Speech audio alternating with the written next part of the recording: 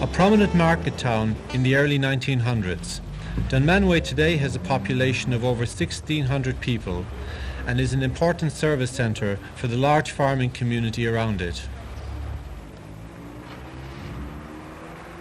The nearby Carberry Milk Products Complex, a Ballineen, plays a significant role in the employment and business life of this picturesque West Cork town.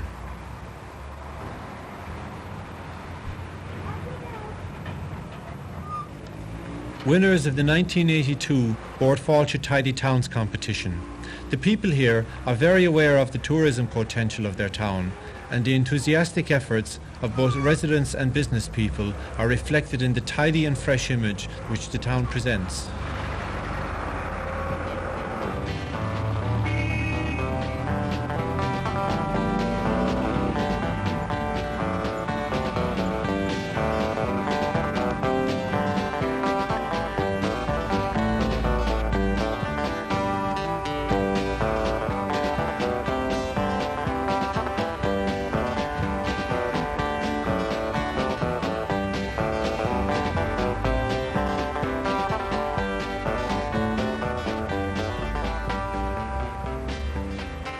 Here too in Dunmanway, at the town's vocational school of 130 pupils and 9 teachers, there is an experiment in education underway.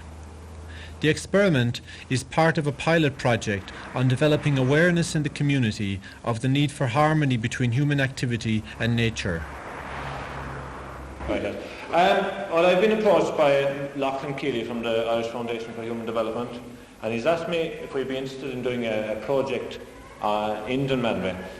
The title of this project is called Learning and the Environment, and we've been looking at a few locations around Dunmanway where we could do such a study, and we've homed in on the Sheha Mountain area up there. Some of you are actually living there, and the reason we picked the mountain area is distinct from lowland or good land, I should say. There's plenty of good land here east along the Bandon Valley and that. The reason we pick Sheha, really, is that a mountain, more than any other type of landscape, affects the lives of the people. You have it affects their climate, their lifestyle, the different type of farming up there, as a thing from the lowland people. You know, you have pockets of culture up there as well, like where old traditions survive, things that would be of interest to us in our project.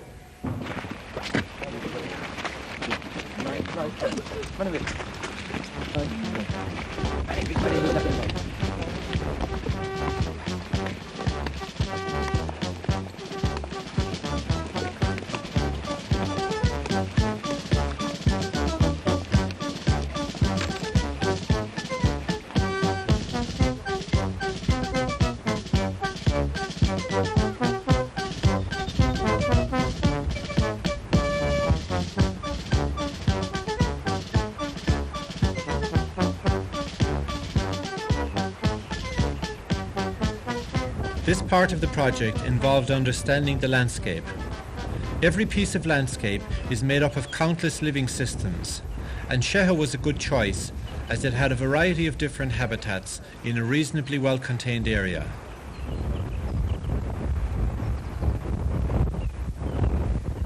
The many skills associated with the fieldwork, such as map reading, sketching, soil testing and sample taking, were well established among the students in the classroom before setting out.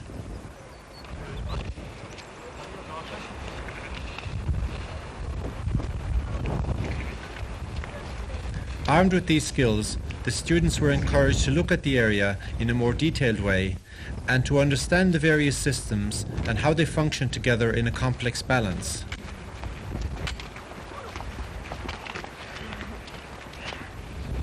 The recording of this information was to be one of the main features of the field trips.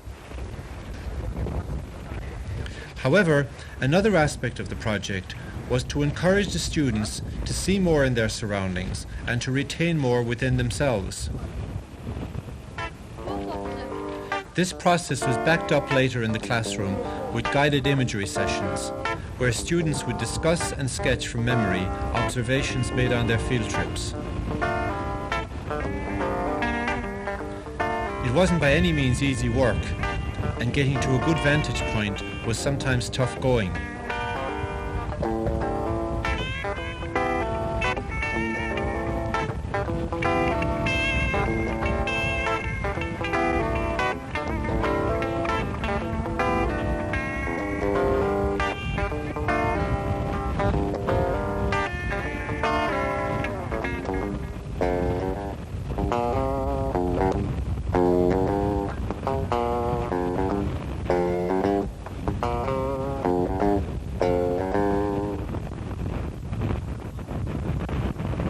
The key to understanding how the landscape works was quickly recognised as the watershed, the unit formed by the catchment area of a river or stream.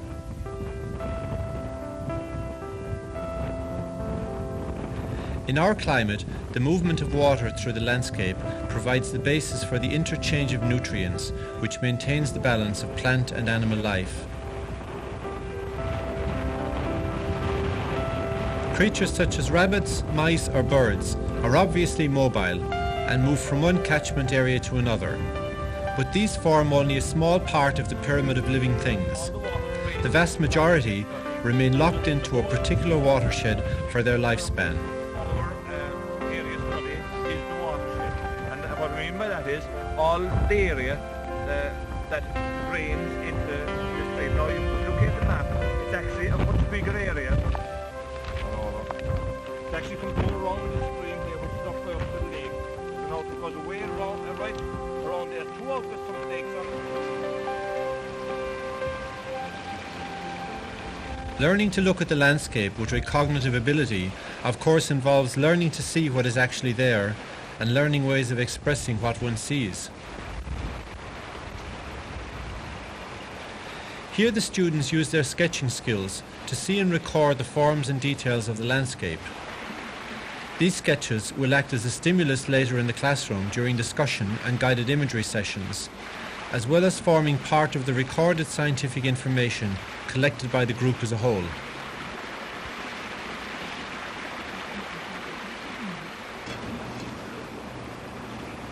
Each habitat encountered has a different living system, and to help students become aware of what is happening in these habitats, a series of tests is done in each of them and data collected for subsequent consideration.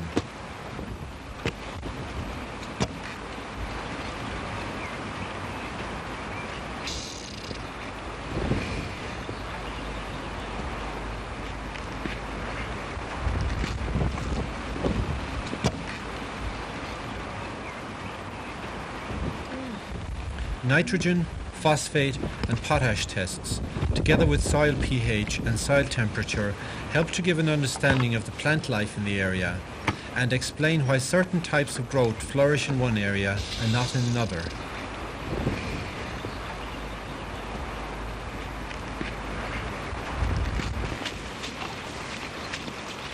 Samples of the soil are also taken back to the school for further study and exhibition.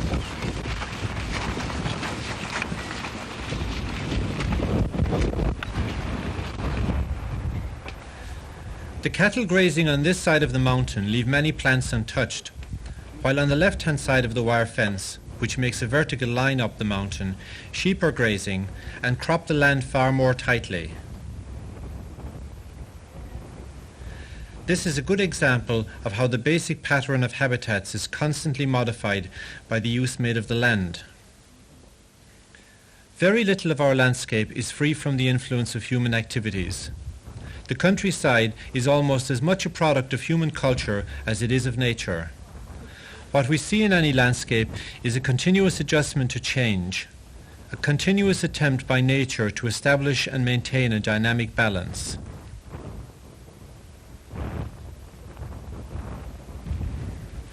This farmhouse, surrounded by walled-in fields, has this old mowing machine still there to remind us of man's enterprise in the past which changed this particular habitat.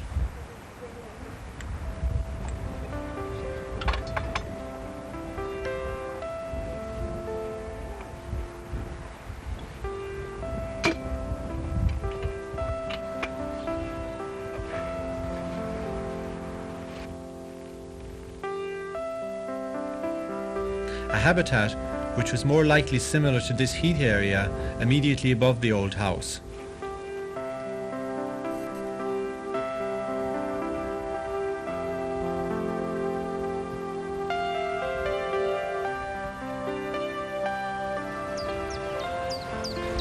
Further evidence of man's more deliberate changing of habitat can be seen here below this extensive spread of deciduous trees.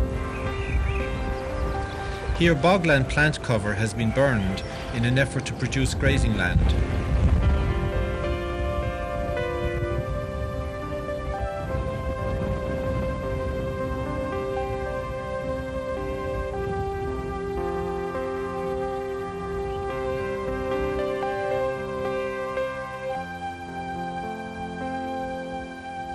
And again, there is the decision by the Forestry Commission to change this raised bog area to coniferous forestry.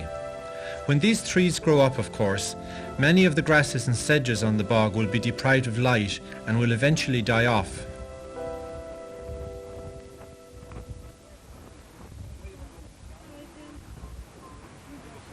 Bogland itself can be a very hostile environment for people and their domesticated animals. Many hollows fill with water and become very hazardous. To cope with this, some open watercourse drainage had to be carried out. This is of course also done when turf is cut as a domestic fuel.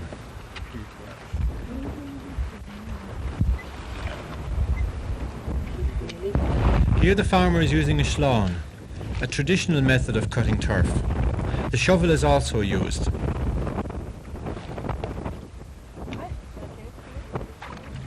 More extensive drainage would have to be done were mechanical turf cutting equipment to be employed.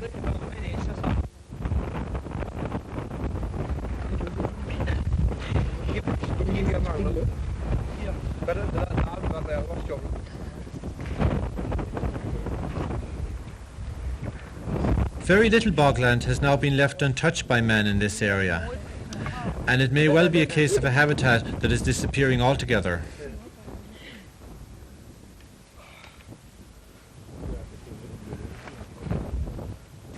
A changing habitat can also affect traditional activities such as the making of ketches from sally and hazel rods. How would you start making these things first of all? How would you start doing it?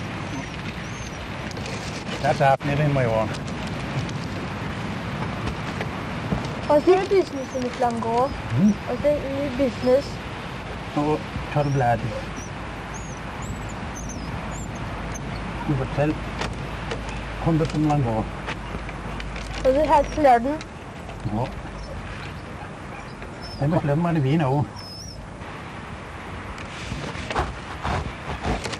Is there many at all buying them now? What are you showing now? Those who that do buy them, are they used for antiques or do they do a bit of work with them or what? Well, turnips and turf and everything like that. Does anybody use them with the donkey and to dry the stuff on from the bog? I don't have anyone around here. Did you ever see them? No. Well, I saw now, like, See them we with the kill fat in me. the kitchens? We kill her. How long would it make to make one of those, then? Well, they'd a long day, I'd make 5 of them. They're nice lads. Well, how many would you sell in a month in the days gone by? You wouldn't sell many in a month. You would sell hundreds from before in a month. Yeah. How much would you charge for them Lango? About, they were from a half crown to 6 shillings. Tango.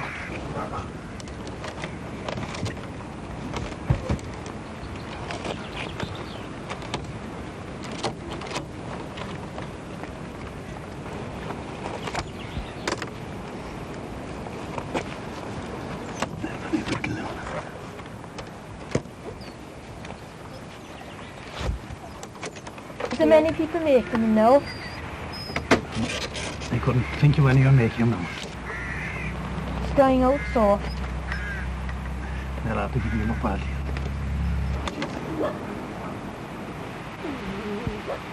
It takes a bit of patience.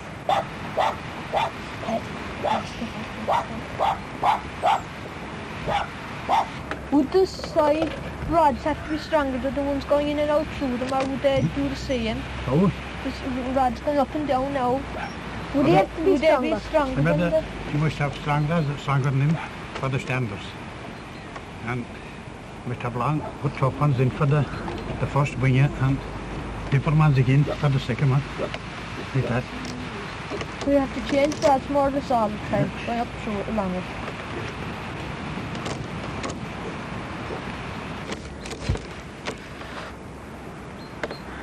Where do you get the rods? Everywhere around it. Is it hard to find them? Or do they... Very hard to find them now. And I get them at home now. Were they very plentiful before? They were very plentiful before. Now I've been getting before. What do you think made the rods so scarce? All the places are planted now. Will all the rods have to be woven in and out? I mean, If you made a mistake and say you didn't weave one in and out someplace, would it... you would see then who I've made.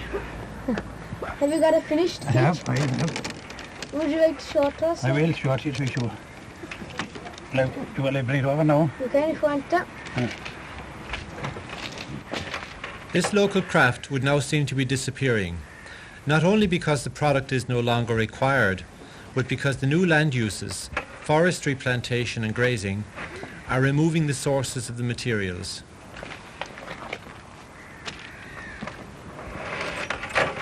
What kind of a kitchen over there? Do you call it donkey or something? We're drying the turf now. Yeah. One there, another here on saddle and donkey. The two rails tied. They there across the saddle. Up like that. One other side ranked up. Oh yeah. How old are they? With the Well, you donkey. know, I've seen him clearly before. How old is that one, or roughly? How old is that one? That's a year and a half old now. This one's the problem. You sound out. You see,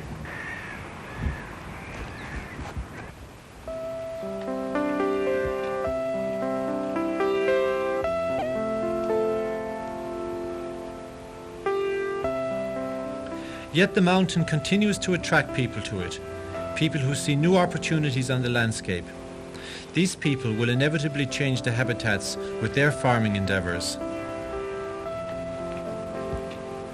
Water here is a major source of energy, and the harnessing of this energy by a local farmer is a good example of how natural systems and human activity can work in harmony. What first made you think of building a power station above here on the side of the hill? Well, it must be a lot cheaper to generate your own electricity off water rather than pay for the ESB. How long did it take to build the whole situation? It took about a year to set it up. About a year. Laying the pipe and building the dam was a very difficult job. It meant carrying a lot of concrete across the mountain, which is very arduous work, and it was pouring with rain at the time. Oh, we had a lot of help from the ESB. They were very helpful indeed. They sold us the cable, and they sold us all the insulators and all the equipment we needed, and they were very reasonable and gave us an awful lot of help, an awful lot of assistance and good advice. Was it difficult to build in the water? It was. We had to build a temporary dam of sandbags, and then we built to keep the river back and divert the river away from where we wanted to build. And when we built the temporary dam of sandbags, then we built the concrete dam behind it, and it's full of reinforcing iron, full of iron, and it's very strong. But how did you lay the foundation for the pipe coming down with the cement things that come down? Must be really hard. Well, every support for the pipe is a piece of concrete on a rock. We just had to search for rocks to put our foundations down.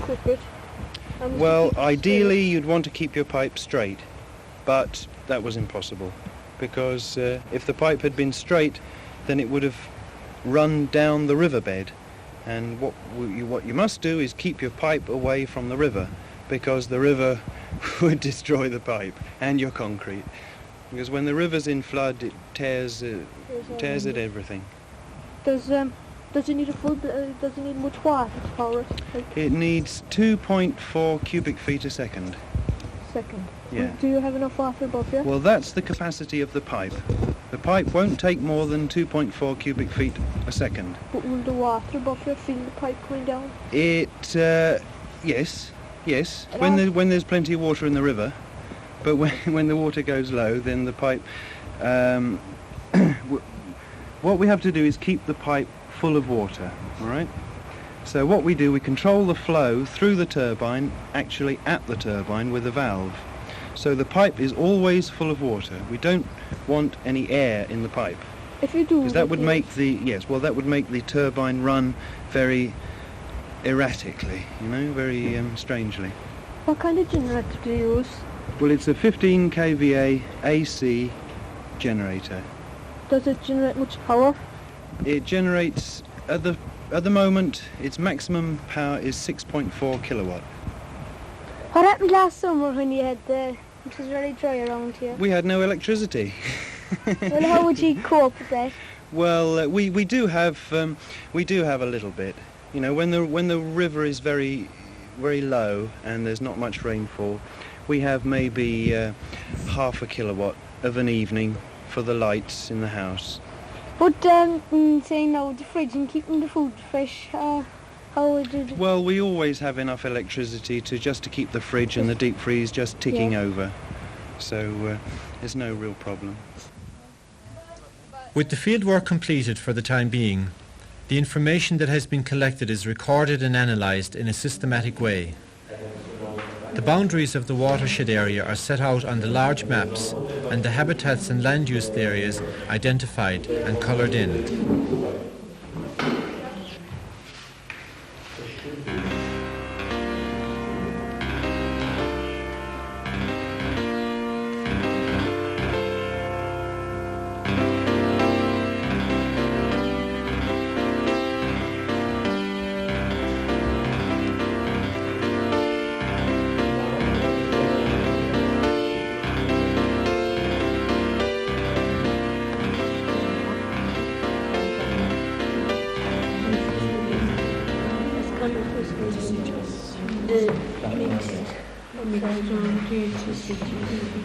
So obviously, you have a whole area over there, that is within our watershed, which we've mapped in already up there. And it must be drained somewhere, So that's your actual stream is drained. We're happy with that map now where they were, and we're putting them down here.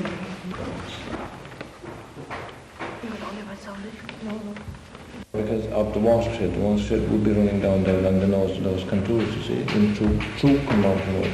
Yeah, but how's that happening? Then the habitats continue. Oh yeah, the one it's the same habitat, inside and outside the watershed. Yeah. So it's just to complete that habitat, but to make sure that you don't do any further mapping down here, Yeah. All this then provided a composite picture of how nature and human activities relate to one another in the area.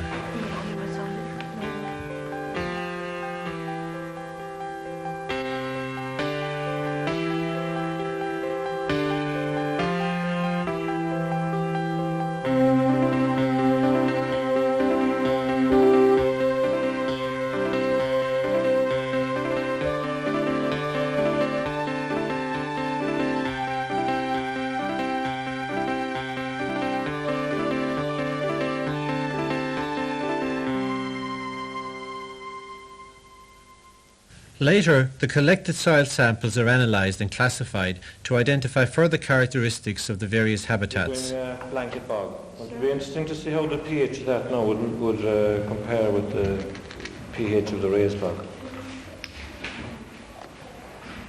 Could you just explain that what you're doing now as you are doing it? I put in some of the soil and some sulfate so that when I put in the water that twisted. Oh, I see. Yeah.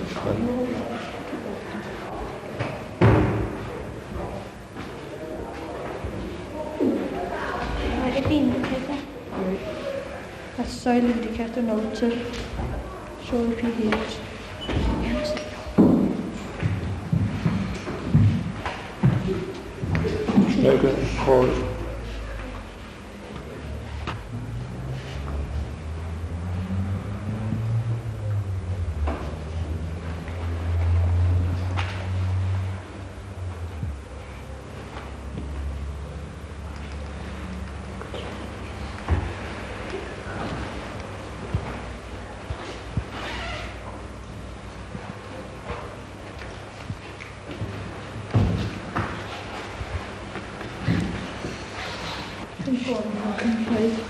You reckon it's between 4 and 4.5, sure? Yeah, that would indicate that it is very, very close to the pH of the raised bog, which is what you would expect anyway, you know. Even though that the vegetation is different, the pH is the same. Well, Brendan, what do you do for us? Bits of samples of the deciduous forest. Yeah. We have next year. It's just using the outside, the buds, where it will shoot out again now and go on. And you can see where last year, where the bud was last year, and that's how much it has gone since last year. Go back. That was there before, it was a smaller amount ago. I see. Before you. Let's go there. Let's go there. And this is hazelnut. And I suppose wine. And you can see there's lichen on it, and this indicates that the area is free from pollution. And it goes, there's no pollution. And this is the hot bushes. They grow wild as well, like them. As you can see, there's a hotberry there. It's covered with them. They're eatable. Yeah. The ivy which goes up around all the other trees, high trees, for the light. It doesn't live on the trees, but then it just grows up along them to get the light. Yeah. This is the white thorn, and then some of the smaller shrubs. The bottom is the heather. It's grown around stones. It's like that, and then the moss as well. And of course the smallish shrubs are in the trees over them are like still looking in light. Yeah. When all this information is organised and compiled, it will be exhibited for the students, parents and members of the local community. But is this all there is to the project? As I see it, like there were two separate parts to this project. The first part was the environment itself, where we were to go out and study habitats. And the second part concerned this element, which perhaps may not be all that evident in this video, which concerned learning.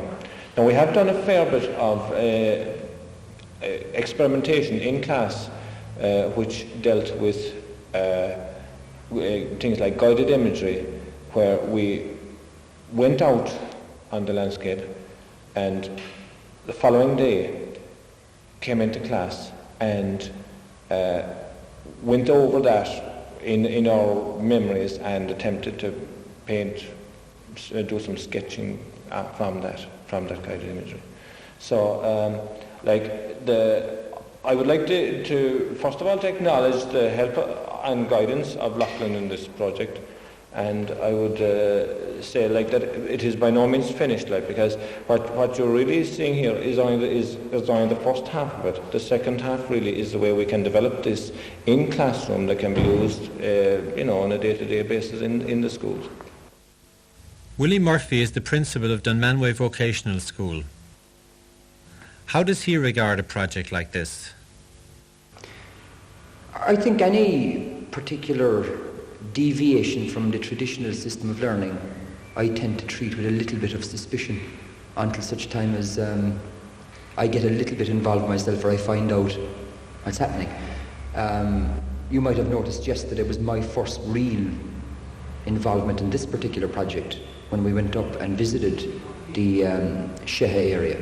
I'd never actually been in that area before, so it was completely strange to me. I hadn't seen any of their sketches, and I can assure you, when you were opening up the sketches yesterday above, and the lads were working on them, it came as a complete enlightenment to me that there were kids there who were quite well able to stand back from a mountain or a scene and actually depict it fairly well, on a sketch pad. I mean, Seamus has been involved now, I think, in a number of projects, and I have seen the results of certainly of one of them when I came here first to the school, and it was a very impressive project, and we put it on display, public display. And I think if it were somebody of a lesser calibre than Seamus, I think I'd be probably more suspicious and more involved myself. But I feel I can hand it over and it will work itself out and the final result will be good. Or we can try and ensure that these students of ours here, when they go out and when they are the farmers of the future, that they will be at least aware of every action they do in the landscape, especially in farming, because farmers really have massive areas of habitat at their mercy. And we could be in a situation like where you would have a very rare habitat being demolished by a well-meaning or a careless decision on the part of a farmer.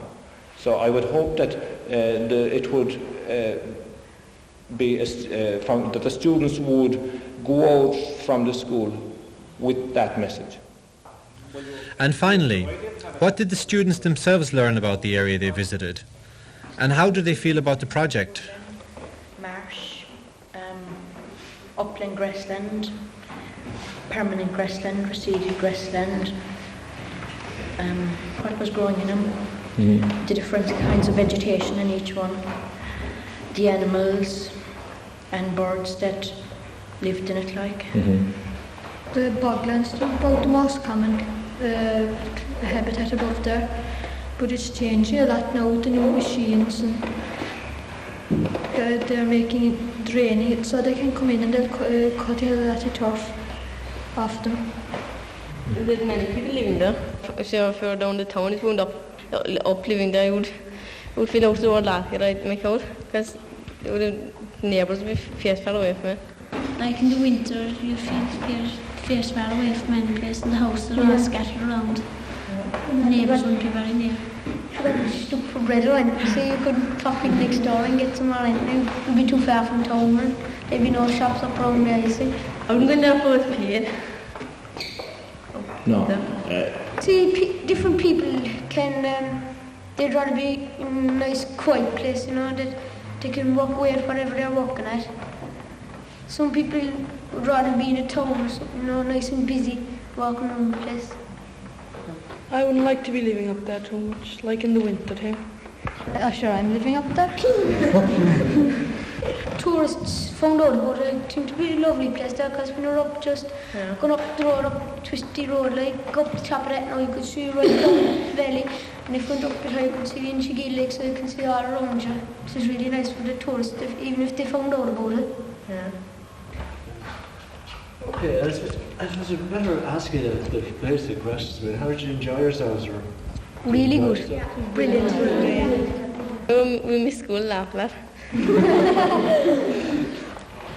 Well, it was interesting to talking to the people and finding out the local cultures, and learning the map reading and contour lines, and then tracing them like when we went out there. We were falling all over the place and looking at different types of plants that you find up there.